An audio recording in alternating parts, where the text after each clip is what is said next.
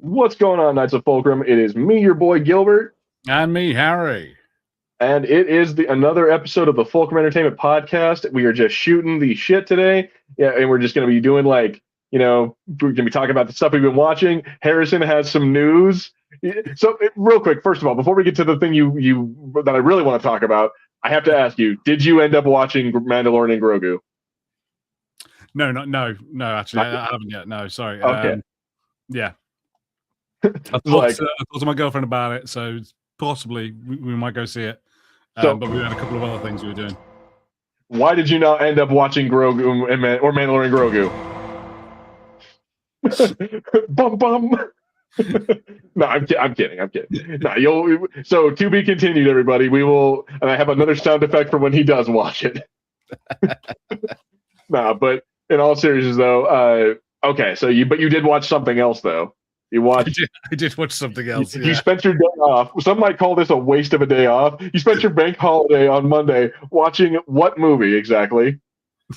I decided because it was on Netflix, and I was in the mood for hate watching a bad movie and talking over it. So I watched Madam Web on Monday. Yep, a national holiday. Didn't have to go to work. That's what I used that time for. I'm gonna do this real quick.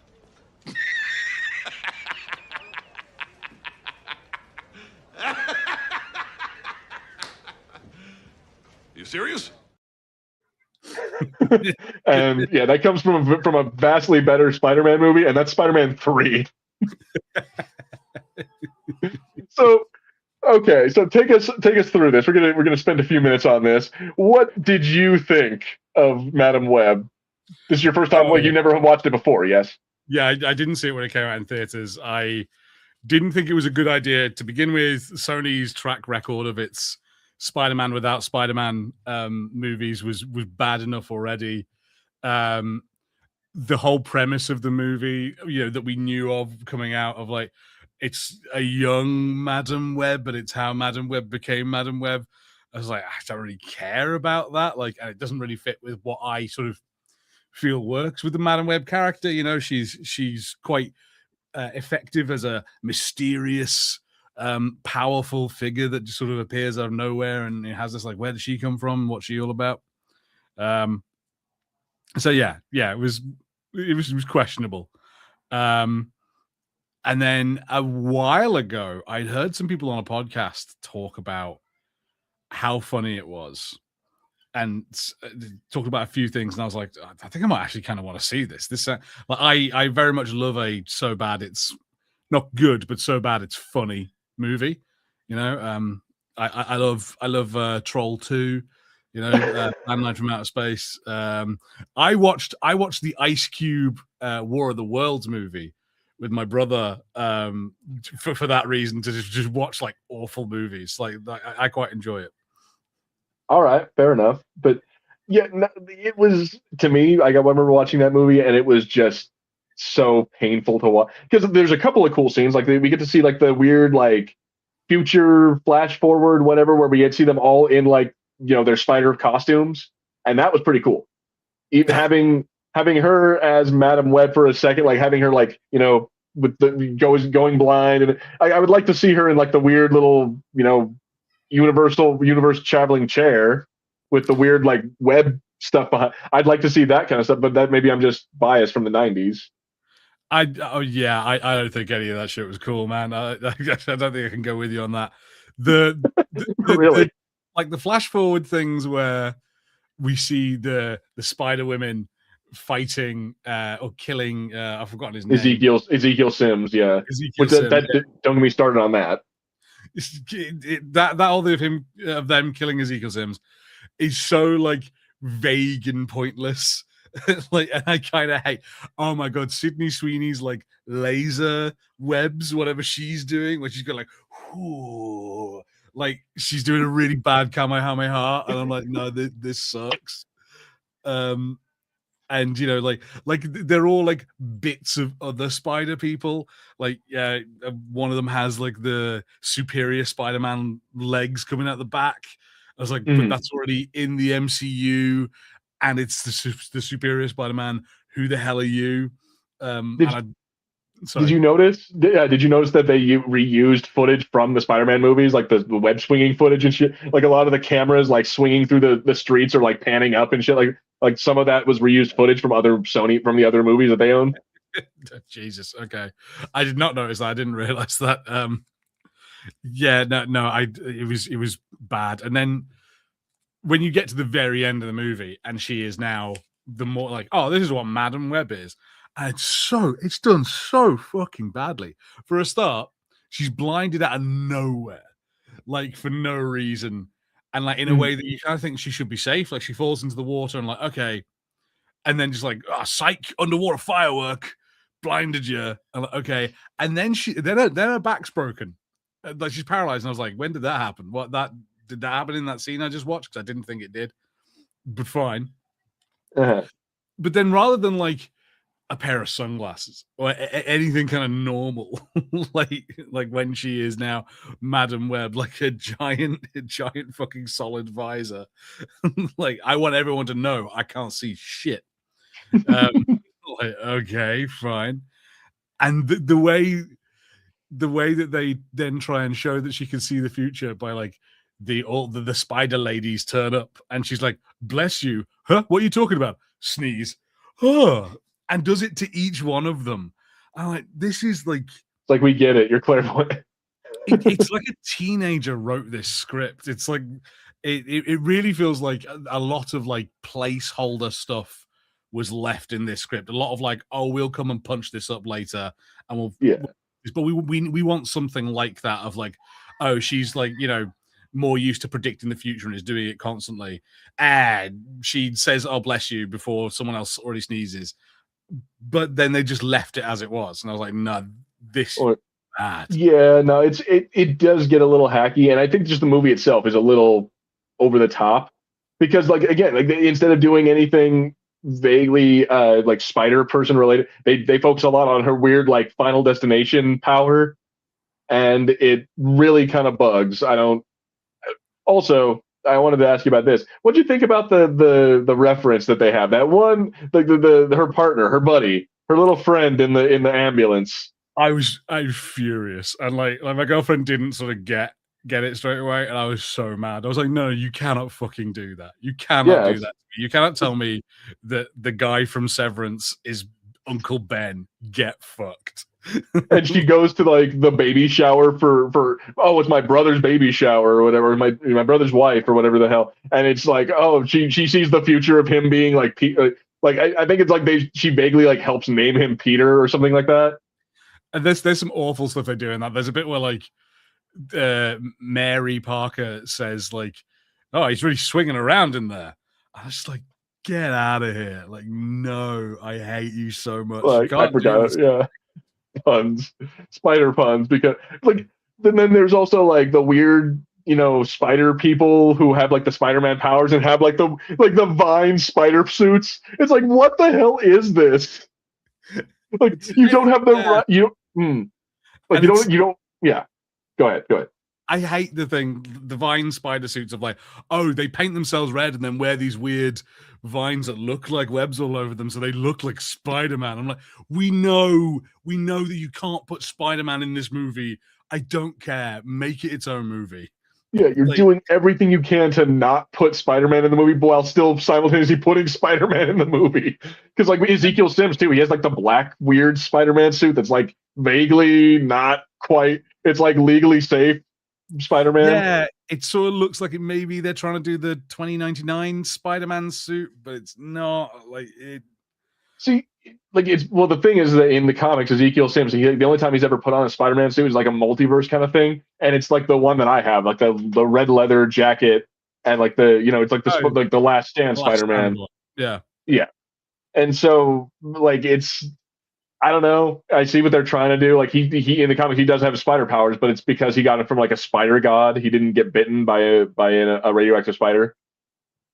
Cody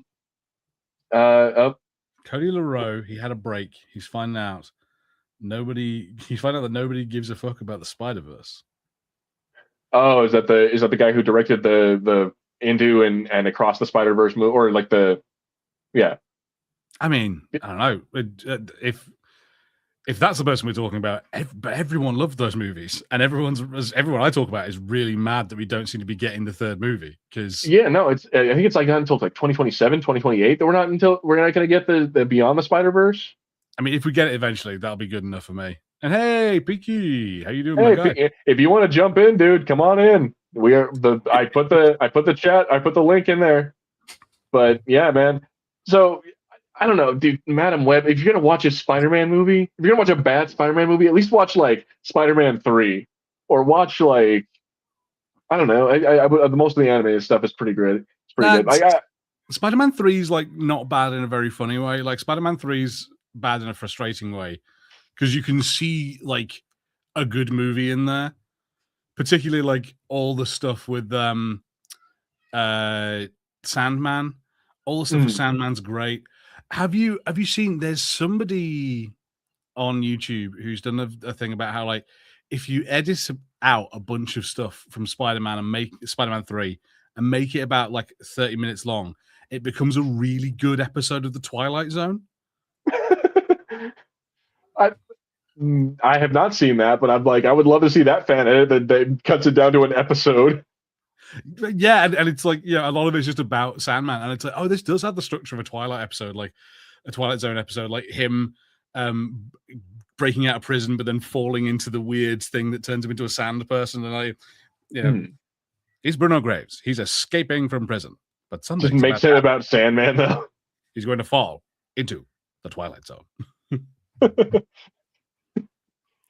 it extends to like Peter Parker, like mild-mannered, embarrassed, not good with women, until he finds a suit that suddenly fills him with confidence. But when he puts it on, he enters the Twilight Zone. Spider-Man 3 is like so Batman fan says Spider-Man 3 is like a metaphor for relationships because relationships are messy and complicated, just like Spider-Man 3. Yeah, but Spider-Man 3 also has him doing the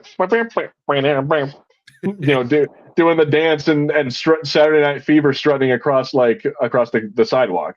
And I'm just like, bro, I don't fuck with that. It's a bad movie, but it's also like that's one of those ones that you can go all like Science Theater 3000 and like talk during it and laugh at it and like just joke about the movie. That I can't with Madam Web. Madam Web pissed me off because I'm like they're heavy-handed with it. They're trying their best not to do the Spider-Man thing while again doing like a vague Spider-Man thing.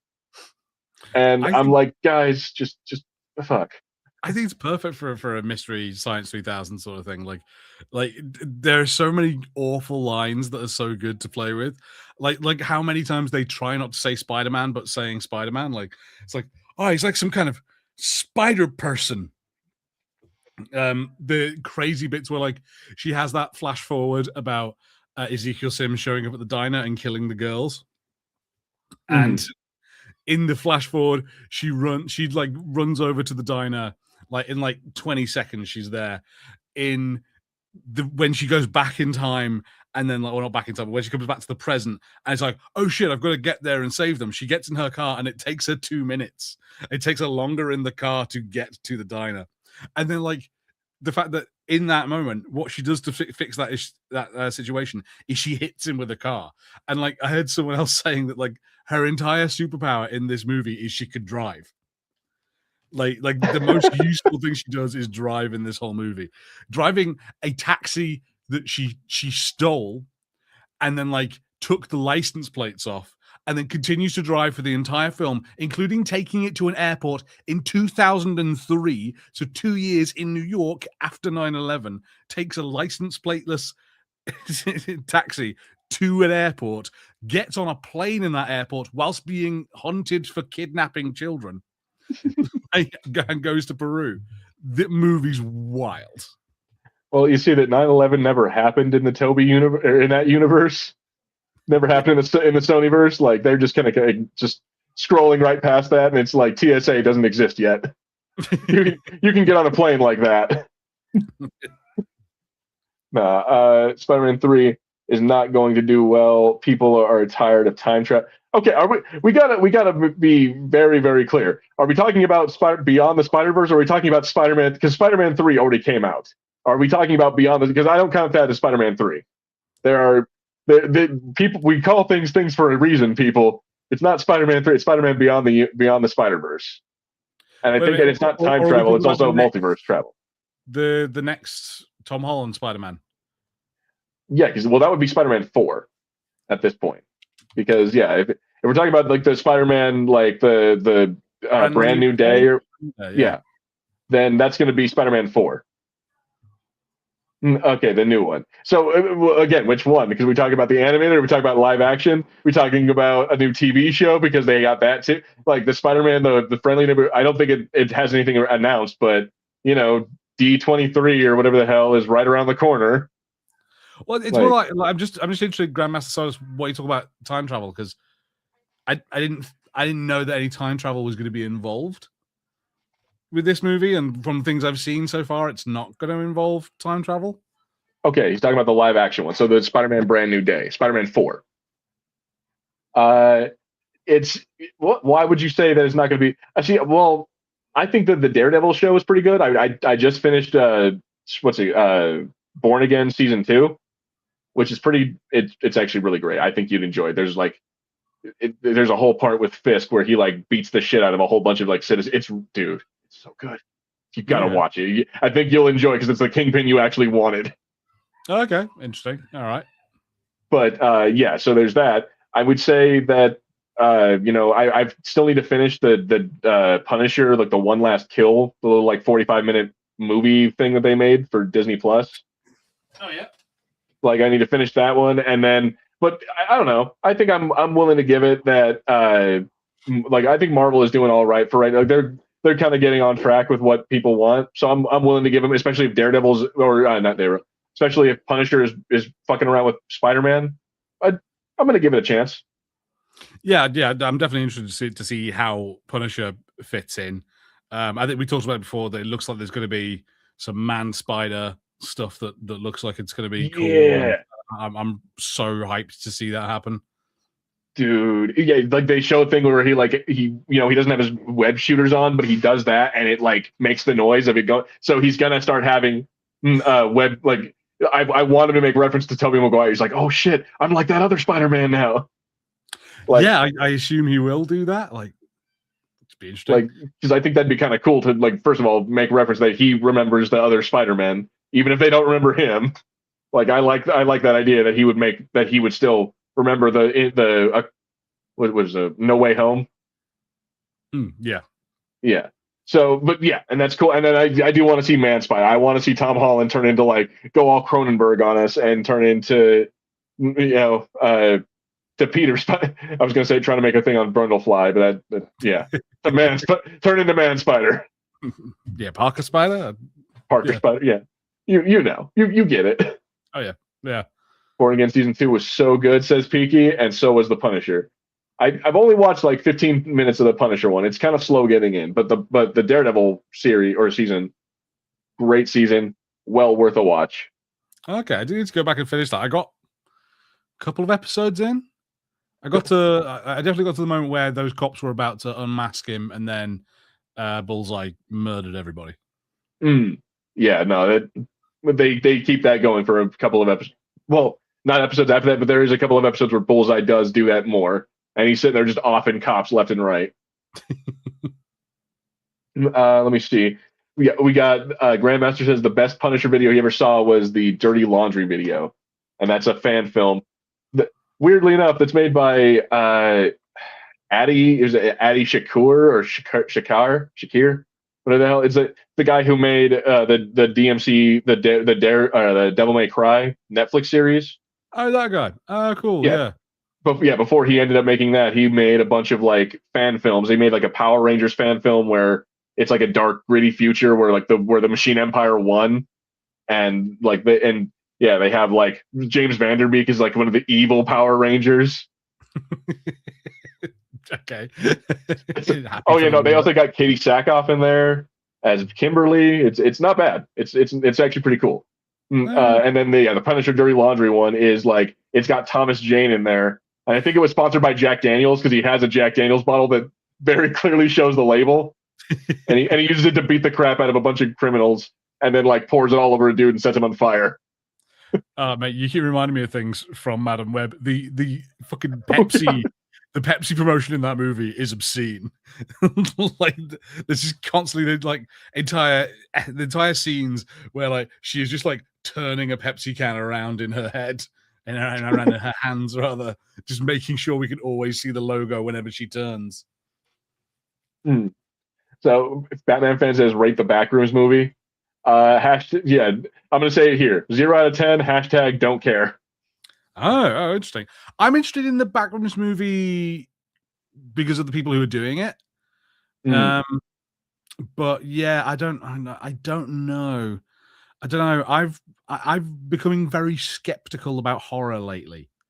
I really love horror movies, but I keep having a lot of people go like, "This is incredible," and then I go see it, and I'm like, "That was mediocre at best." That's my thing. I'm like, I felt that way. Like, this is kind of an old movie at this point, but I felt that way when I went to go see Evil Dead Rising. Like, they made it seem like it was the most fucked up Evil Dead movie that anyone's ever seen. It's like, I think the reboot, the Evil Dead reboot, was much darker than this one. Yeah, I'd say it was darker. I loved Evil Dead Rise though, because it was fun. It was fine. Like, I love how it was. I think it was a good like update to the Evil Dead vibe. Like, it was enough that like things were clearly a joke, but also like they were quite hardcore jokes in a way that like sickos like me find funny. And there were some bits like, I really love that girl eating glass. It was, I don't know, there's just something so grody about it. Yeah, them playing, like, instead of reading the Necronomicon, they play like a record of it being, or of a different book being like transcribed, or whatever. Like, that was really cool. Like, there was a lot of cool stuff to it. I'm just saying it wasn't as scary as they were. Like, I was expecting to walk out of there being like disturbed and shit. I'm like, yeah, I wouldn't say it's a very scary movie, but again, yeah, a horror movie doesn't have to be super scary. It just has to be kind of enjoyable for me. And there's a lot of horror movies going around where like it's more, they forget that it's supposed to be a fucking horror movie. Like, I want the horror to be like kind of the main vibe, and I just feel like, oh, for God's sake, like just actually show me some horror stuff. Like Black Phone, people really liked Black Phone, but I don't know, it was just too sort of sweet for me. Like, the ghosts I were saw the trailers good for Black guys. Phone 2. I saw trailers for Black Phone 2. I don't think I ever watched the first Black Phone, but I saw trailers for the second one, and I'm just like, oh shit, dude, it's, apparently some people really liked Ethan Hawke. I think that's like, Ethan Hawke is probably the best thing in it, but he's not good enough to carry the entire movie for me. Now, yeah, so like I say, I keep seeing movies and then being like, wow, this is critically acclaimed, I love it, and then I go watch it, and I'm like, oh, that was nothing. Same thing I had with The Substance. The Substance was like a critical darling. Everyone loved The Substance, and people were saying, "Oh my god, it's like Cronenberg again. It's this body horror masterpiece," and it's just kind of not. It's just kind of like a really simplistic story. See, that's where I'm at with it. Is I'm like, is it it's just like Cronenberg. I'm like, is it though? I'm like, I feel some like cosmic or like body dread when I watch The Thing or when I watch The Fly, but I'm like, The Substance, just me. And like, The Substance is like obvious, like I feel, again, for me, and I do think The Substance is a movie that's not made for me. I'm not the target audience of it, but like, I think I talked about it before. It's got like the same rules as Gremlins, like, or it has Gremlins rules where we set up rules, and like now the movie is just waiting for you to break the rules. Like, and I'm just like, this is boring to me. And a lot of like the weirder moments for a lot of the movie are just dream sequences. I don't really care about that. Like, I would like to have more like consequences now to stuff. But yeah, I just didn't vibe with it, and I was a bit disappointed because I was told it was incredible. Okay. Yeah, so yeah, no, I feel that. The Backrooms, I'm kind of interested because the Backrooms as a concept is cool. There's a lot of like internet horror concepts that I think are really cool. And the Backrooms, I think, I agree, is one. The problem with a lot of internet horror concepts is then that all of the content about it is made by people on the internet, and people on the internet fucking morons. I mean, look at me. Like, I mean, I mean, look at us. Look at what we've been doing the last like 8 years. But no, I get what you're saying. Is that like because look at what's it called, the Iron Lung, the fucking Markiplier thing. Like it wasn't a great movie. Yeah, it had some fans of it who went to go see it because they were diehard fans, but it just wasn't a good movie on the whole. Same thing for like trying to think of what other crappy horror movies exist. I don't know. Yeah, there were a bunch of bad Slender Man movies that got made. Yeah, there we go. The Five Nights at Freddy's movies, perhaps. Like I know those were popular among the players of the game, but I'm like, again, I don't care about that. I'm like, I had no interest in going to see Matthew Lillard being the bad. Like it turns out it's just like in Scream, he's the bad guy. Well, and also like the only old guy who's going to be in a Five Nights at Freddy movies will be the bad guy.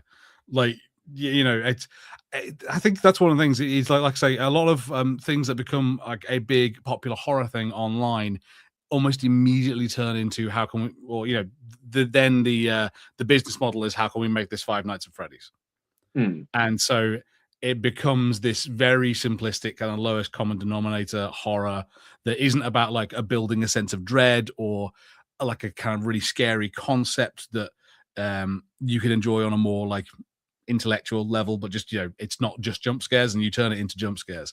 So like a bunch of backroom stuff comes out that's just like, hey, we're in the backrooms. Wow, isn't this trippy and weird? Oh, there's a squiggle monster. Run from the squiggle monster. So if that's all that movie is, then I'll be kind of disappointed. But there's another film that I want to check out, which I think is based on a game, Station 8 or Exit 8, I think it is. That's like someone's trying to leave a subway station. That's like similar sort of vibe of the backrooms of the whatever they're called, the in-between spaces. Yeah, like the liminal space or whatever the hell it's called. Yeah, liminal space. Yeah, similar sort of idea. So I'd love to see more about that. I know what you're talking about. So I've seen gameplay for that, and I guess the basic idea is that you have to like every go through, you have to find like the abnormal thing, or you have to be able to or if you have to go like a different direction if you notice something is out of place or something like that. And yeah, it's apparently it's one of those like backrooms kind of style of games. That's interesting in theory, but I'm like, how do you make a 2-hour movie out of that, or an hour and a half even? Yeah, I'm not sure, but I'm interested in checking that out. Oh, interesting. Sorry, just a couple people mentioning movies. Attack the Block. Attack the Block is a good movie. A young John Boyega. That's a deep cut. Grandmaster Soul is saying Gattaca was his favorite Ethan Hawke movie. That has been. Do you know what? Have you ever seen Gattaca? No, it's been on my list for a while. It's like a sci-fi sort of thing, Gattaca. Yeah, it's Ethan Hawke and Uma Thurman, and I think Jude Law. Yeah, Jude Law. I was going to say Paul Bettany, but it's not. It's Jude Law. But what they do is they live in a world where like it's eugenics has run wild, and now it's like it's not just they can control your hair color or your eye color. Now it's like they can take out certain traits. Like they can make it to where you don't have like diabetes or like skin. You have no like propensity for skin cancer or for like lung cancer. Alzheimer's, things like that. And so the family, like this family, like they do it. They have it like a normal child. Like, well, yeah, they birthed a regular baby the first time, and he has like all the. It's like he has muscular dystrophy, and he has like his bones aren't as dense, and he's also has asthma, and he has all these fucking things wrong with him. And then so they have their second child, and he doesn't have that. And it's basically just about the struggles of having to live as a normal person in a world where everyone is like genetically enhanced. Okay. And so, yeah, and Ethan Hawke, of course, he wants to be a goddamn astronaut. So that's like, that's the whole fucking point of the movie. He's trying to go join NASA and they won't let him. So yeah, I've kind of spoiled like part of the movie for you, but yeah, go check it out because it's pretty good.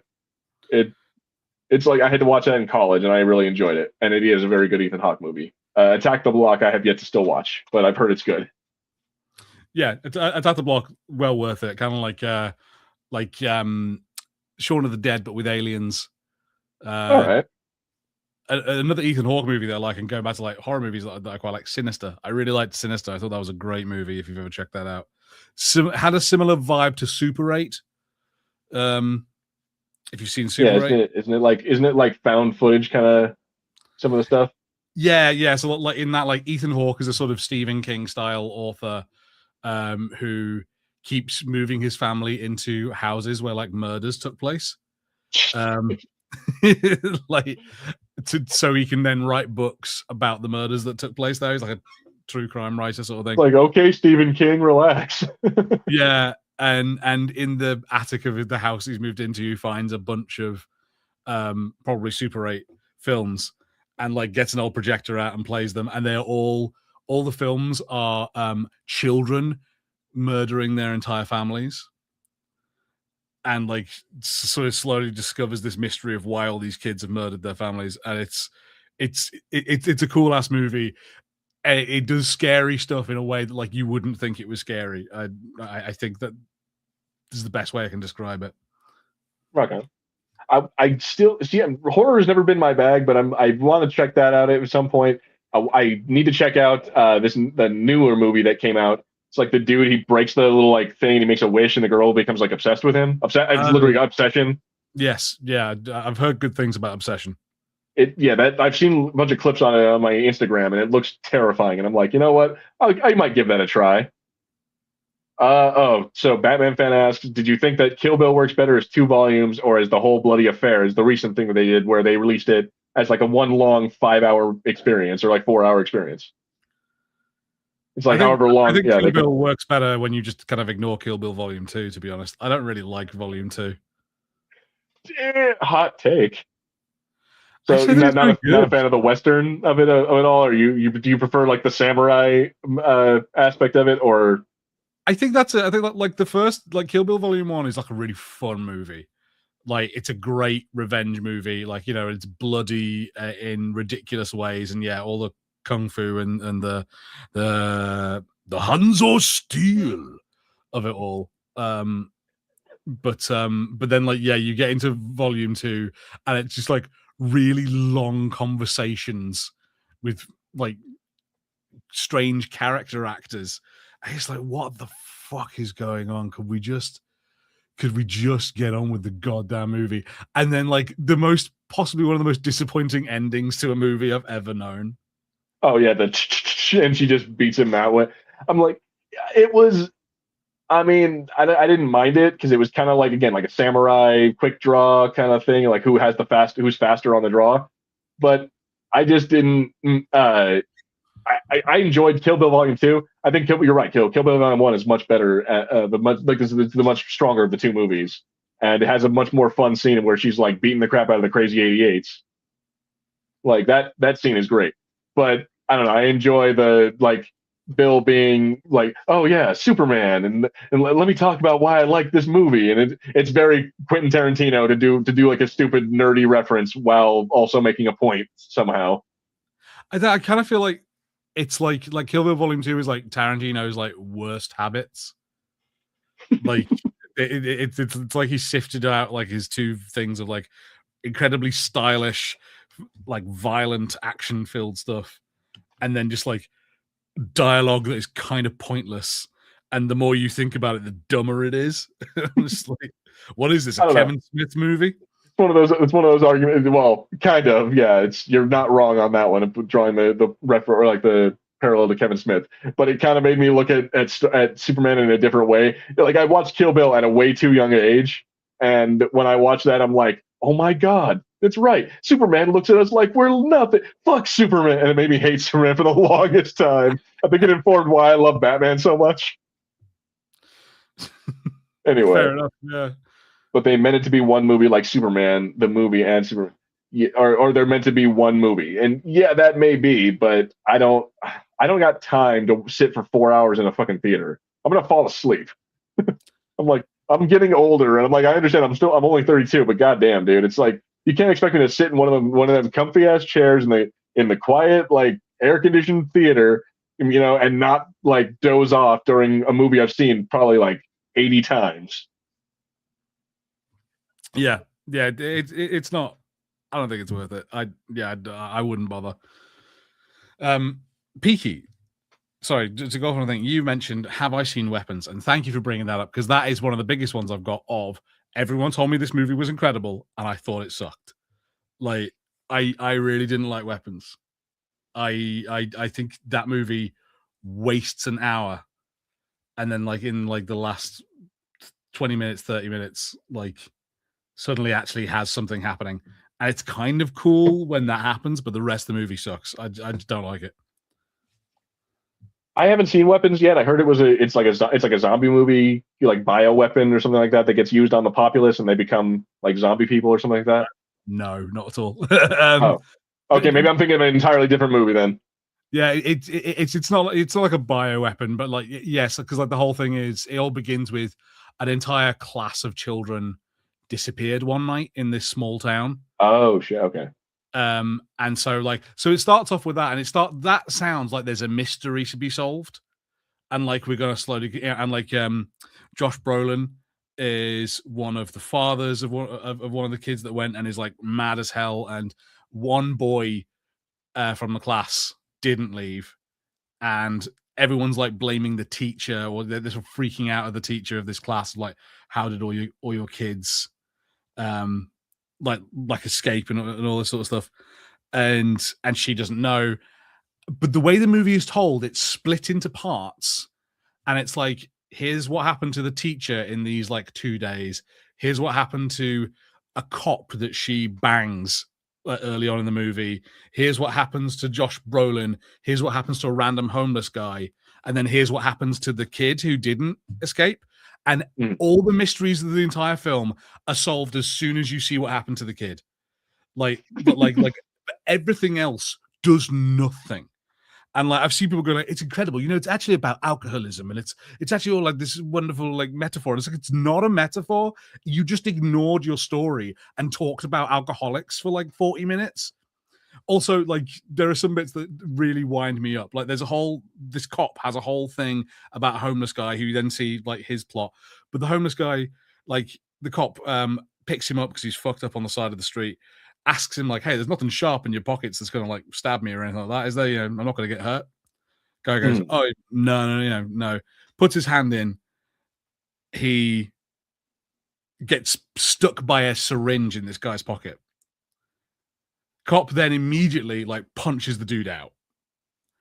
And then freaks out like, oh my God, I shouldn't have done that. And I was like, motherfucker, excuse me, cops have shot people for less. like so much less. Like, no, there's no way this guy is having a moral panic because he punched a dude who didn't tell him he had like dirty hypodermics in his pocket. Like it is a miracle this man isn't dead. Yeah, you get stabbed with a hypodermic needle, chances are you're gonna get shot. Like guarantee. Just because like the adrenaline pumping through this dude's veins, and when you do that, because he's gonna freak the fuck out. And then like him being like, oh my God, I don't know what he just got. Like they're just a fight or flight kind of thing is gonna happen, and they're gonna react. Like I've known a bunch of those dudes. They're not cool under pressure. Yeah, no, it's like Mr. Actually, it was a great mystery. Like that's my problem. It didn't. The mystery, like a great mystery movie, is where like you follow it along. Like a Knives Out or something, where you slowly start to discover more of like what happened and all this kind of stuff, and you just don't in that movie. Like even there's a bit where like Josh Brolin starts trying to figure out like where all the kids went, and sort of does figure out, but then like nothing happens, and it's just like, oh my God! And everyone was like, "This is an incredible, awesome horror movie." And it's like there's barely any horror in it. Like, you lying bastards. Sorry, and it upset me a bit because the guy who made that movie made Barbarian, which is a movie I love. I think Barbarian's a great movie.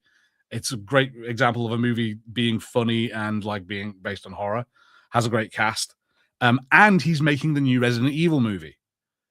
So I was kind of really hopeful, like, oh man, he's going to make an awesome Resident Evil movie. And now I'm like, oh, it's 50-50. It'll suck or it'll be great. And I don't know. Don't know what it's going to be. Although the trailer looks weird. It doesn't look like anything to do with Resident Evil. Yeah, no. What I've heard about this Resident Evil movies, it's like it's supposed to not be anything like the game. Is like it's supposed to be like this dude's like his own take on the Resident Evil movie or on a Resident Evil like story.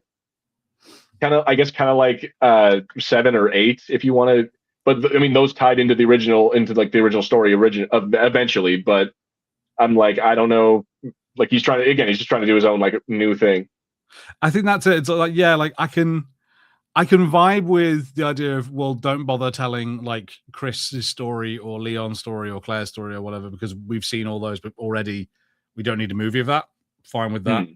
But yeah, I'm the thing of it being like nothing to do with Resident Evil concerns me a bit, because like that's kind of what, like, not entirely, but it's kind of part of the reason why the Resident Evil TV show sucked so bad.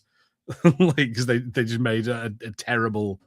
According to Mr. Action, he says it's supposed to take place in the same universe, but focus on an original character. Okay. So we'll see. I don't know. The last time I saw something that, like, I mean, this is Netflix, but the last time I saw something that was branded Resident Evil, it ended up sucking, and I didn't want to watch it anymore. Was it that show? It was that TV show that I'm just like, nope, not about it. That goddamn show. I hate that show so much. I got like one episode. I didn't even get one episode. I got like 10 minutes into the first episode. I'm like, this ain't for me. I stuck with it, and I don't know why. I can't really tell you why I stuck with it, but I did. And yeah, there are some funny bits. The bit where there's 3 Albert Weskers is kind of really funny. Whoa, what? Yeah, it's like, honestly, you might want to like Google image search like that, because it's the guy from John Wick. I've forgotten his name, but he's the concierge from John Wick. He's playing Albert Wesker, and it's like, oh, Albert Wesker is actually like a clone, and there's multiple Albert Weskers, and one of them is like supposed to be like the game Albert Wesker. What the fuck? So, oh my god, he looks like Blade. Yeah, he looks like Blade. What the shit? That's awesome. Okay, I might need to go back to this show. I would, if you can find like a highlights thing on YouTube, I wouldn't bother watching the show, but yeah, find some highlights. Did you get far enough to see the incredible speech he gives to the principal? I don't believe so, no. It's the principal. It's some. I can't remember. There's an incredible speech that like Albert Wesker gives to somebody who's working at like his daughter's school, where like he's like, "I will blacklist you so hard, Pornhub will burn your resume." Like, yeah, no, that's a wild thing to say. Yeah, it's a really cool speech. But yeah, the highlights are few and far between. Like, maybe I'll go give it a hate watch or something at some point. But yeah, no, that's interesting, because yeah, I'm like, I still have to watch it. It came out to streaming service. I still have to watch Welcome to Raccoon City, the one that came out. You know which one I'm talking about. I do know one. I do know the one you're talking about. It's the one that I think deserves so much more credit than it gets. It is low budget, and it does look like ass. Like what? I think the theater I saw it in like must have had a bad projector or something, because I saw it in a theater, and then I watched it again on streaming, and I was looking, and I was like, because I'd spent part of that movie going like, wow, the sets, some of the backgrounds are like exactly like the video games. Like, this is an impressive amount of detail they did for this. Like, wow, like that's exactly what the Raccoon City PD building looked like. On streaming, it was very clear that it's just it's literally a screenshot from the game. It is a CGI image, and they've like imposed someone in a window, so you think it might maybe be live action. Yeah. I want to give it a chance. I really do, but I think I'm just like, I just need to accept that they will never make a good Resident Evil game or a Resident Evil movie game. Never a good Resident Evil movie unless it's like animated. Unless it's one of those like the ones that centers on Leon Kennedy. Yeah, I know that was obviously like the big thing. Is like everyone hates the fact that Leon is they took Leon being the rookie to mean like, okay, Leon's like the comic relief. He's also just like, he's like Dante, and that he's like he's the badass. He's like he any situation he's in, he's gonna like short of like punching a boulder. He's not gonna punch a boulder into like into a volcano, but he is gonna backflip off of a thing for no reason at all, and do like this crazy thing where he pulls out an axe and throws it across the map. You know, like yeah, like that's where I think where I'm at. Don't get me wrong, I like Leon Kennedy, but he's just gonna become like the focal point of Resident Evil these days. Yeah, maybe. Yeah. I think my problem sometimes when people want to adapt Resident Evil is I think of like all the video game characters are all like the best badass in the world because we play as them. Mhm. So there's like none of the you can't have like many differences between the protagonists other than like what their costumes are. Yeah, and then it comes down to arguments of like who's a bigger bad. Like, well, could Jill Valentine versus Ada Wong versus what's her name, the chick from Zero. Uh, Rebecca Chambers. Yeah, versus Rebecca Chambers versus or Leon versus Chris, or what about the one guy from the 7 and 8, Winter Ethan? It was like, yeah, like it comes up to that. It's like once everyone becomes the biggest badass, it's like, well, all right, well, who would win? Like, what's this? So someone's Batman. I was looking at what he said. He said it's like Mass Effect Andromeda. Then the thing that should have been a movie instead of a game. That's an interesting take. Mass Effect Andromeda. So I played Mass Effect Andromeda multiple times. I'm sad to say. Oh, I wanted to see what like the Renegade ending was going to be like if you did like the good versus the bad missions. But yeah, so it wasn't a bad game. It was just flawed. It needed work. It definitely needed like a little more direction. But I don't know. As a series, maybe it might work. I don't know, but I don't know if a movie is gonna salvage what Andromeda was. Because like was Andromeda just because like the graphics were bad and the faces looked awful, or was it just not? The faces were a little weird. Like the animations were a little off, but the graphics were okay. The graphics looked fine, in my opinion. Like I think the planets looked pretty cool. I thought that the driving around in a little like rover thing was fun enough. But I think the problem was that the story was kind of boring because you had to terraform planets. You had to like go dungeon diving to go terraform a planet and make it livable for your colonies. Okay. Because it's like there's two versions of the planet. There's the inhospitable version, and then there's the one after like you turn on like Quaid, turn on the generator. Like after you turn on the generator, like, and it's basically the same thing. You have to go into a cave, find an alien artifact, and turn it on, and it makes the planet livable. And yeah, so I'm just like, it's fine. It kind of glosses over the logic of like how did you get all the way to the Andromeda Galaxy in only a couple of years? That doesn't like because then they also reference the Reapers attacking Earth and shit. Like we got a message from Milky Way. The Reapers are attacking or something. Like they talk like the very end of the game talks about how like they got a message, they received a message from Earth, and apparently the Reapers are like attacking Earth. So it's like at the same time as Mass Effect 3. Oh, weird. Okay, right. So it's like, how did you? They've got to the Andromeda Galaxy, but the Reapers don't care because the Reapers are like, no, we just do the Milky Way. They just avoided the Reapers altogether, or something like that. And it doesn't explain how they got there. Like, well, I think it does, but it's in a stupid way. It's like, oh yeah, we just got there super fast because reasons, because science. Don't worry about it. Mass Effect drives. Yeah. I guess that's sort of the core thing of Mass Effect is like we have these things that were left by. I want to say the precursors, but that's from Jak and Daxter. It's the Protheans. The Protheans, yeah. We have these things that were left by them, and they let us do interstellar travel faster than you ever should be able to. So I'm okay with that. It's fine. I guess, but it's like the only thing that made that work was the fact that they had the mass relays all around, and so like I don't know. Didn't they need a mass relay over here in order to like meet up with it? Like, don't you need one of those in both places? Yeah, and isn't that supposed to be why like we haven't gone past this because they haven't found like all of those things are things that were found like the city. No one built the Citadel. The Citadel was already there. Like, exactly. Yeah. So like they had to use like a special ship that was like funded by like multiple governments in order to like, and then, like in the beginning of the game, you're all in cryosleep. It's like some Avatar shit where you have to wake up and then it's like, oh, we're only a few hundred kilometers outside of the Andromeda Galaxy. Let's wake up and yeah, so shit starts happening right as you wake up and have to make your way in Andromeda. It's this weird thing called the Scourge or some shit. It's like clouds in space, but they're like hard and they make you like crash into shit. Okay. It's really stupid. Like you have to, and then again, it's like it doesn't make any sense. And they're like, well, why didn't we know about this before? Because we were going off of light from like 1,000 light years away. Like we didn't. That's not how fucking science works. We couldn't see it before. They try to be scientific, but it's also like it's not nowhere near as like cool as Mass Effect 1 through 3. Yeah. No, fair enough. Speaking of, I need to jump back and play those games again. How awesome are they? Yeah, I replayed most of Mass Effect 1 a couple of years ago because I got the collection they did. Yeah, me too.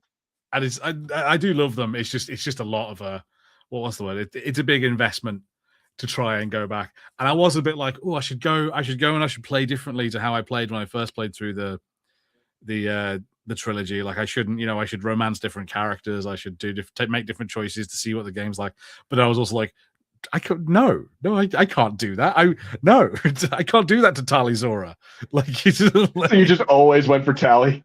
See, I kind of feel the same. Like a full playthrough once, and I was just like, I was really happy with it. I thought it ended really well. Well, not ended, but you know what I mean. Like that party you have if you get the DLC and you like have a cool party. Like, yeah, with all your buddies there. Yeah, no.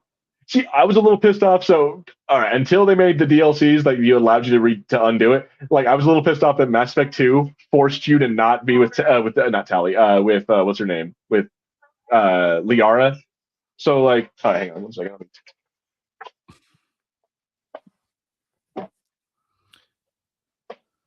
Sorry about that. But yeah, so it bugged me that like, in Mass Effect 1, like it allowed you either Kaden, Ashley, or what's her name, or Liara, depending on what gender your character was. In Mass Effect 2, it's like if you chose Liara, it cut that off entirely. If you try to go like embrace Liara, and she's like, "Nuh-uh, it's been 2 years. We're not together anymore." It's like I'm the shadow broker now, or whatever. And I'm like, you have to go bang the bald chick over there. Yeah, no, it's like basically it's like you either have to choose Samara if you want to get your Asari on. You know what I mean?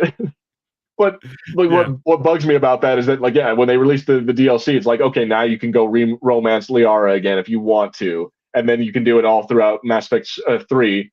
But it kind of bugged me that like I'm like they tried to do that all together. It's like no, dude. No more. We're done with this. Sorry. Like you go find someone. Go romance Tali. No one ever thinks about romancing Tali. Go romance Garrus. And I'm like, I wanted Liara. Romancing Tali because Tali was the nice one. Everyone else was kind of a dickhead. I like Liara. She's blue. Liara's nice in the first game, but she's not there in the second. Like in the second game, is like. It's like Ashley, and I'm just like, no. Also, I was a basic bitch. I also went for what's her name, Miranda. I also went for Miranda Lawson. I was the basic bitch who's like, I go for the toxic girl. Yeah, she's awful. She's like, oh great, so you're like the bad guy. You're just here. You're working for like someone else. Like you're spying on us. You're so the bad guy, but I'm supposed to like. But you want to go out with me? Like no. The power of boners is stronger. It's like you're the bad guy, but that skin tight outfit though. She also, I think, this is I think a bit of a flaw of the game where it would do that thing where it would put you in a position where you had to choose between one character or another. Like couldn't do a harem. Well, I mean, more as in like you couldn't be like a reasonable human being and have a conversation about something. So like, there's like a bit where it's like there's a moment that depends whether you can romance Jack or you can romance Miranda, and you have to like, you have to essentially say she's right and you're a fucking cow to like one of them. like you can't just go like, no, hang on, let's talk this through. Well, you can, but you have to go like a far enough in a certain direction. Like you either have to be really good or really bad to get like the Renegade and the Paragon options. Because you can talk them both out of it and be like, and make it to where you salvage the relationship. But no, I know what you're talking about though. Is that like if you didn't do that, or if you tried to play like middle of the road for like the whole game, then we would lock out those options, and you'd have to be like, no, fuck you, bitch, or something like that to make. And you just lock out all the like dialogue options for the rest of the game for that person. Yeah. So it's just like, oh great, okay. So I just lost one of the characters, which again is like I didn't care. I didn't want to romance Miranda, but I was just more like, no, it's ridiculous. That's the only reaction I get. But what was genius about that though is that if you didn't find a way to like talk them both down, like you would lose. That guaranteed you were going to lose them at the like the final boss mission, like when you know like the suicide mission when everyone can either die or survive or whatever. Which I love that about Mass Effect 2 as well, is that you could actually like permadeath your characters by the end of the game.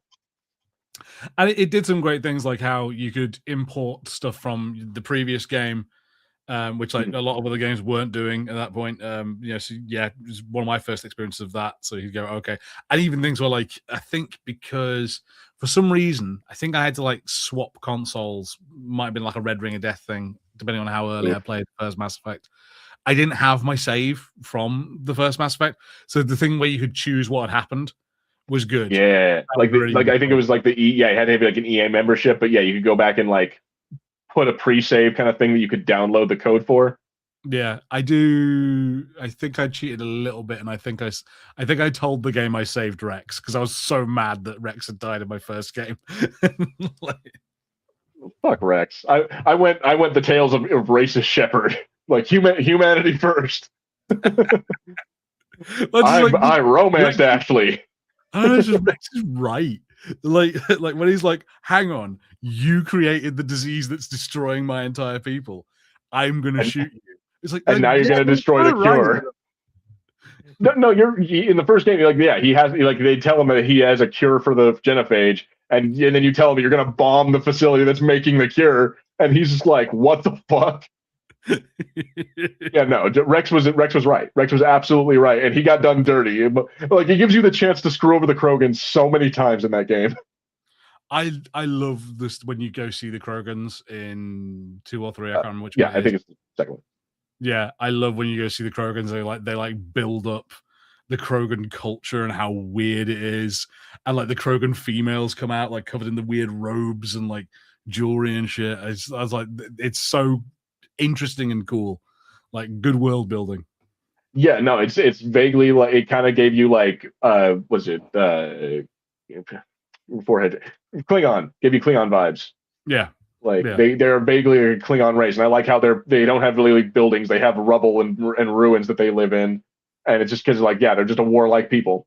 They made nukes and then they killed themselves. And like all the women live separately from all the men, and it's got vague feelings of like Dune. Like the women they're almost like I've forgotten the weird name for them in Dune, but the ladies with all the blue eyes. Yeah. I watched Dune recently as well. I did that. I watched Dune Part 1 and 2. So I watched the first one a few months back. I didn't give a crap enough to watch that. I watched it and I feel good that I watched it, but I don't feel enough that I want to watch the second one. I'm like, I think I've seen enough.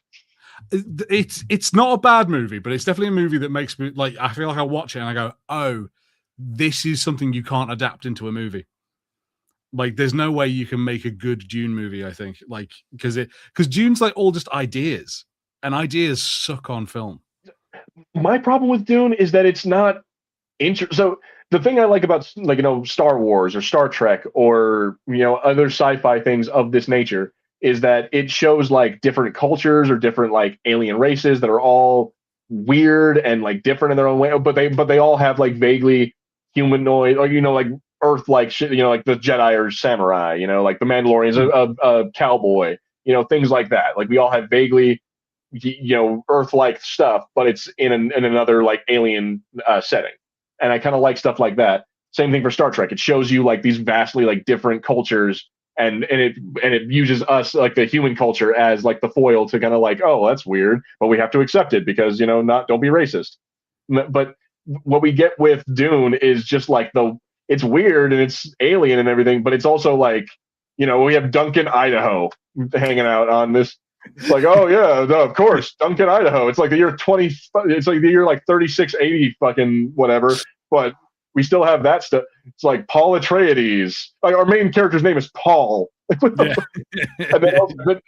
then we also got like the weird like knight, like Templar knight looking motherfuckers. Then we also got again the sand people, but they're not but they ride the sandworms, and then I'm like, I don't know, it's weird, and it's also but it's in a way that I'm just like, it's mostly politics. Like you guys are trying to make me interested in like spice trading and politics and like why the power struggle between these different houses is a thing. It's like Game of Thrones, but for like way nerdier people. That's it. It's like all the things that are kind of good about it, more like it's an idea that you read about and you go, wow, that's really interesting. And it just doesn't translate to like great movie making. Like I say, there's nothing bad about the movies, but it's like, oh man, I've never watched a movie and had a feeling of, oh, I need to read this book to actually know what this is about more. What I'm than saying is, I watching feel like because I know there's like this deep, really rich lore for it. Is like why they don't use robots. Like they don't believe in AI. Like there was a great tragedy on Earth that made them all like distrust robots. So there's like a rule. Like they all have different like there's one group that runs the trade routes. There's one group that runs the defense. There's one group that they all do different things because they're all different houses. But I'm like, dude, this is if I have to do homework for this is the same reason I won't read the Silmarillion. I refuse to do homework to enjoy a fucking book or to enjoy a movie. Everything I've heard from the Silmarillion makes Lord of the Rings worse, in my opinion. And every time I hear something, I'm like, oh, that sucks. And mostly the fact that Gandalf is supposed to be like a weird angel. That really annoys me. He's like a fallen angel from another dimension or from another like plane of existence. And I'm just like, I don't need that. Like, I don't need to know that him and the Balrog are basically the same power level because reasons. I don't care. Yeah, like it's cool. All I know is that he's a wizard and he's fight. Like I can ascertain that he is of a high enough level or whatever to fight the Balrog. I don't need to know that he's like an angel and the Balrog is the devil and they're both basically the same thing, just twisted in different way. I'm like, I don't need to read the Lord of the Rings Bible to learn. And so the same thing. I'm not going to read Dune just to find out why like the House Atreides is the most important house and why wiping them out was a big power play. I'm like, I'm sorry, guys. I don't care that much. Yeah, like I said, Dune's full of cool ideas, and the movies are fine. But I'm not sold completely. Also, like, there's a whole thing in that movie about like Timothy Shamalama Ding Dong keeps having dreams about Zendaya, like. And like when he finally sees her, he's like, "That's the woman I've been dreaming of." And there've been loads of stories that have done this, like, "That's the woman I've been dreaming of." And like, and I don't know, like when he sees her and he's like, "Oh, that's the woman I've been dreaming of." It's like, it's Zendaya. I mean, I guess she's she's all right, I guess. I liked her in that one tennis movie. Nah, but in all seriousness, though, I'm like, I don't know. Yeah, the Flash made you do homework with the graphic novel. No, the Flash made you do homework with, or well, if you wanted to do homework, if the Flash had said it was the Flashpoint, then that would be doing homework. But it didn't do that. So yeah, no, the Flash just bastardized a very good comic. I am considering I think the Flash is currently on Netflix here at the moment, and I'm considering watching it again, just so I know. I'm not giving them any money. I've just gone and watched it on streaming thing. No, yeah. Do what you got to do, and but understand it's not good. It's not good at all. Yeah, no, but I'm looking forward to the baby in a microwave. Like I wanna see how bad we can go with this. Yeah, no, it's. I wish they would just do a Flashpoint movie, but no, they decided to take that and be like, hey guys, remember Michael Keaton? So do we. All right, so I want to segue a little bit for this.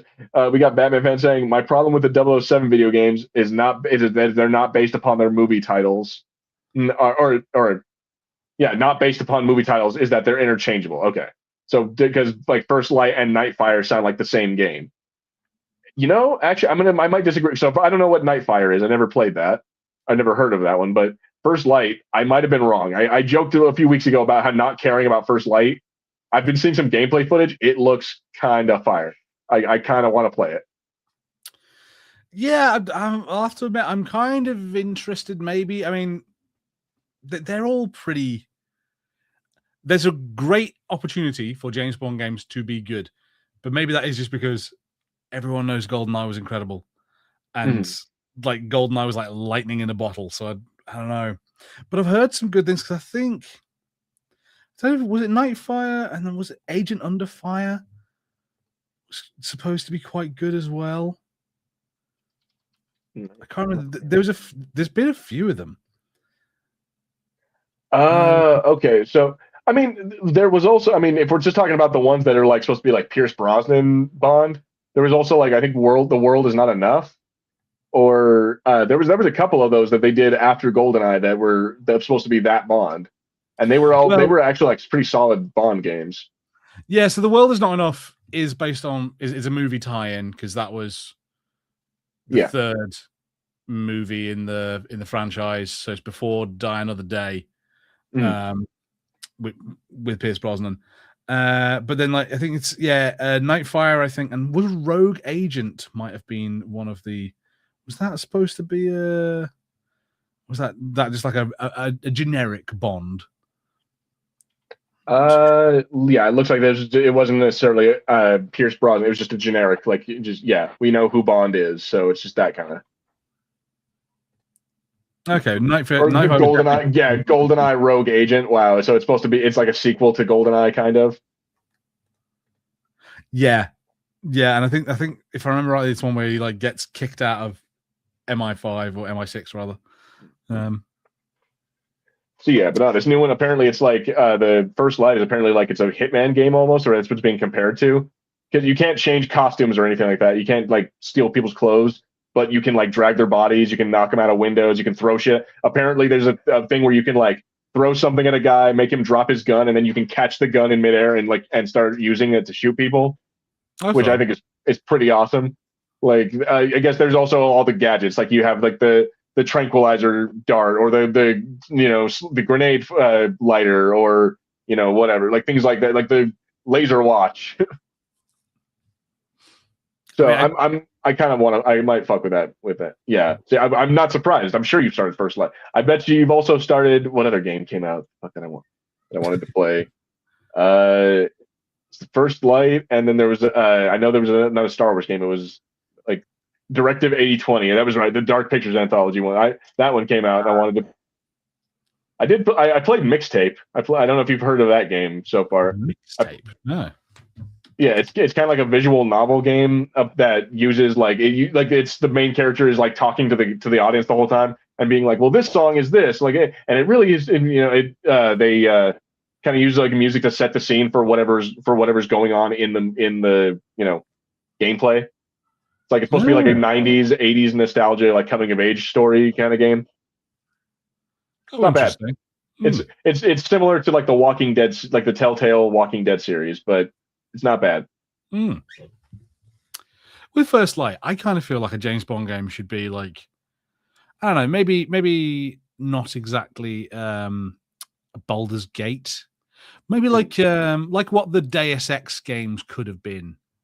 Like, I think there should be like both action and the ability to let role play your way through things. I think there should be like a thing like whether you could like do enough of the correct dialogue options or use the right things that you could just like bang your way out of a situation or into a situation. like just like trying to infiltrate someone and just like can you shag someone to get into the building? Apparently they do have a bluff mechanic where you can like walk up to people instead of fighting your way through it. You can be like, oh, sorry, chaps, I'm looking for the bathroom, and they'll be like, hey, get out of here, and they'll let you like walk through or whatever. Oh, awesome. Okay, that does sound quite cool. So I guess there is like a thing, I guess there's like a thing you can do that multiple times throughout multiple areas. I don't know. It sounds pretty awesome. I want to give it a try. It's almost like to the point where I'm talking about it now, and I'm like, I kind of want. I have the $60 or $70. I could just buy it right now and just. But I have so many games in my like on my queue that I just need to finish. That I'm just like I haven't finished the Dead Space remake. I haven't finished the Resident Evil 7. I haven't finished fucking the goddamn Assassin's Creed Shadows is still on my need to beat list. Give up. No one needs Assassin's Creed anymore. Just let go of it. It's done. Yeah, it's had its time. True. I think you're absolutely right. But I think they're making another Assassin's Creed game as we speak. I can't talk. I've done the thing where I finished the game that I was kind of interested in. I wanted to play Subnautica 2, and I could play it on my PC, but like it's more of a like I want to sit on the couch and just like work away at it. But it's not on the PS5 yet, so I can't buy it yet. I have to wait until I get a release date for PS5. So without video games, man, they suck. Their time suck. Yeah, and without without a brand new video game that I would let suck my time, I have just gone back to Dark Souls 3. I jumped into Baldur's Gate 3 again the other day. I'm just like, I need to play as Carl. I need to play Karlach again. Well, play as Karlach. Yeah, no, I like started a new story as Karlach as the main character, so I'm just like, fuck it, let's do evil Karlach. No, how dare you corrupt my perfect Karlach? Like, my waifu, shame on you. How dare you?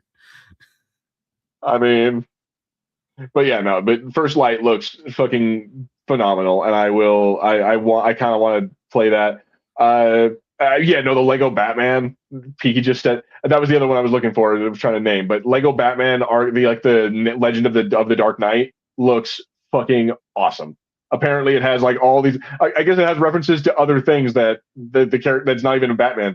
Like there's I guess during the Penguin boss fight in the game, there'll be a part where Penguin goes, and then I just started blasting. Like makes a Danny DeVito reference. I guess they make like a Patrick Bateman, like an American Psycho reference when he like shows him his like business card. Oh yes, I've seen that. He's like he can't believe how good the business card is. Yeah. Yeah, like they do a lot of like references like that to say nothing of like the '90s references. Like they have like a thing. I guess one of the missions is like Dick Grayson and like Two-Face has like them having to defuse a bomb in the circus, and like Dick Grayson has to use the help of like the Flying Graysons to do it. Okay, so, yeah, I mean, so yeah, it's, obviously they don't show his parents dying in there, but. They make reference to the fact that Robin's origin story in Batman Forever involved him in the circus with Two-Face, But anyway, that one looks awesome. Apparently, I guess they had one thing I think is stupid about the Lego Batman game though. Apparently, they have this unlockable skin that's like the gold skin, so you can have like gold, Batman, gold Batmobile, and like all the characters can be like have a gold finish on like every skin they have. Oh. But you have to buy like 4 different Lego sets in real life and get the codes from that in order to do it. No. Yeah, so I'm just like I'm not gonna spend like $200 on real life Lego sets to go get some like in-game cosmetic bullshit.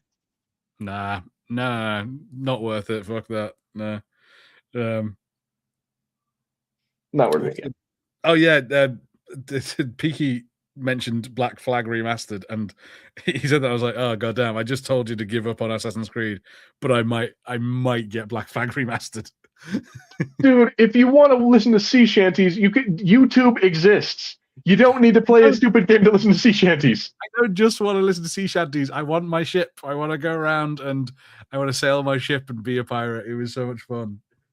Your har fiddly-dee, being a pirate is all right with me. It's the best pirate simulator that's ever been made. It's fantastic. I love it. I mean, I can't really judge you because I've done various games like that. Red Dead 2 is just a cowboy simulator. We got Ghost of Tsushima, which is just a samurai simulator. So I can't judge you for that, but I'm gonna. Red Dead Redemption's full of like just bullshit of like go pick flowers. Like okay. I'll do the side quest where I pick flowers because I'm a hardcore outlaw. I liked Assassin's Creed 3. I think the worst part of it was the sailing mechanic, and that's why I never jumped into Assassin's Creed Black Flag. Black Flag was so good. I think one of my favorite things about Black Flag as well was it was like the easiest Assassin's Creed where I didn't have to play Assassin's Creed. Yeah. Like it was great. Like you never have to do parkour in that game. Well, you can sometimes, and it's fun. You can, but it's like on little islands, like Caribbean islands. I love it. I hate the story of like Assassin's Creed games. It's always like some bullshit. I'm just like, I am not listening to whatever you're saying. Turns out Adam and Eve were like first Civ people or some stupid shit like, and an apple of Eden. Ooh, that's it's dumb. It's very dumb. I was just waiting for them to get to modern day assassins, but they never did that. They did it for like 5 seconds in Assassin's Creed 3, and then said, "Nope, we're gonna kill this motherfucker." Just bye. And then they never did it again. And I'm just like, fuck you guys for not doing that. I wanted modern, which I guess is just Watch Dogs, but still. And this one is like that's what about Assassin's Creed Black Flag is like how you come in and you're just some randomer. There's no like, oh, you're this guy and you're part of this lineage. It's like, I don't know, you're just some dude. Sit down and we don't have to put you in a machine anymore. You're just at your PC living past lives. This is just your job. Which, dude, sign me up. Where do I go? Fucking work for Abstergo. Fuck. yeah, like awesome, cool. No, it was so good. I liked. Yeah, I don't know why, but that game sucked me in so bad. And yeah, if I could have it again, I would. One game I'm playing, and we're gonna have to wrap it up here in a minute because I do have to leave a little early today. Yeah. But one game I've been playing is the Tomb Raider remake, the 2013 Tomb Raider remake that they made. Okay. Yeah, no, I'd never played that before, and I bought it like 3 years ago. Just I had it on my computer forever because I'm just like, oh, it's $5. Fuck it, I never got into it, so I finally did, and I'm like, dude, it's addictive as shit. It's actually really awesome. I can't believe I never played this game or any of the ones that followed it. All right. Did we say remake or the reboot? Like it's the rise of the where she's like not the badass Lara Croft, and she's not doing like what's it called martial arts and like gymnastics and shit. She's getting stabbed and exploded every 5 minutes, and it's always a constant struggle. the one that's got I remember that. There's really brutal animations. There's one where she's like it's like a parachute or something going through trees, and if you don't hit the quick time events, like she gets stabbed through the chest by a branch. Mm-hmm, exactly. Or like she gets like stabbed in the face by the branch if you don't shoot the fucking like the gate with a shotgun at just the right moment. She gets like stabbed by it. I'm like, dude, what the hell is this? Like, it's definitely not the sex symbol Lara Croft that we're all used to.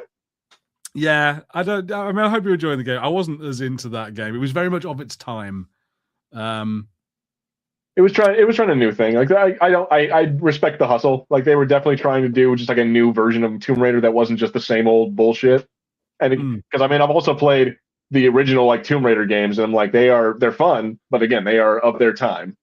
Yeah, and they're kind of maybe not simpler is the right way. I think it's just that like I've got a weird prejudice against Uncharted games. And like that Tomb Raider game feels like Uncharted a lot.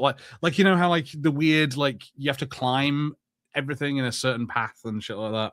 Yeah.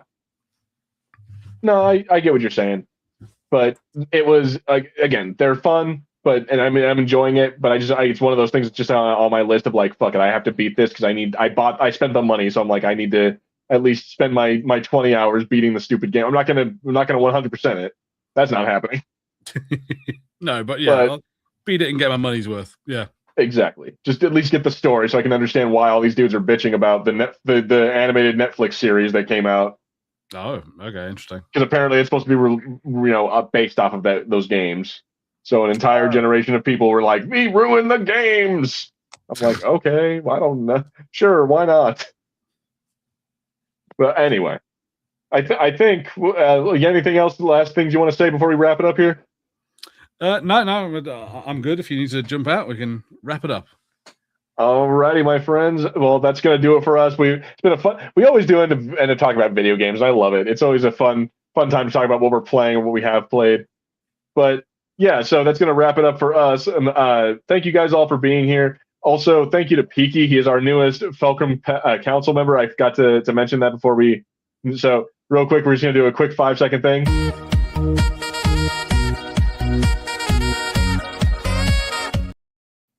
Okay, that's enough of that, so we don't get in trouble. But anyway, so yeah, thank you guys all for being here. Make sure you like, subscribe, comment below. Make sure you hit the bell notification. Check out our next episode. Next week we'll probably do another shoot the shit episode unless something comes out. Unless might not be around next week, so we'll have to see if we're available. Okay, so maybe we'll have a different guest, or maybe we'll have someone. Maybe dead guy will be on our stream. Maybe not. I don't know, but. Harry, you anything you want to talk about, or any last things you want to mention before you leave? If you've noticed that Death Troopers has disappeared from the channel, I am sorry. Oh, we forgot about that. That's right. Yeah. So yeah, sorry, something happened and it can't be on the channel anymore. Yeah, we got in trouble because apparently the publisher of the book said, "Nuh-uh." Yeah, so we had to delete the videos or risk a copyright strike. So yeah, that if you're here for Death Troopers, unfortunately, I think it might still be out there. You have to look it up. Look up Death Troopers audiobook. It might still be out there. Someone like might have re-uploaded our stuff or uploaded a different video of our stuff. Maybe, I don't know. Go look. It might be out there. If not, then we're just gonna have to deal with that, and maybe there'll be some more audiobooks in the future. I don't. Who can say? Yeah, we'll have to see what happens. But at any rate, thank you. As I said, thank you guys all for being here. Fulcrum Entertainment Podcast. I've been Gilbert, I've been Harry. and we will see you all next time. And yeah, we are all Fulcrum. See you later, everybody.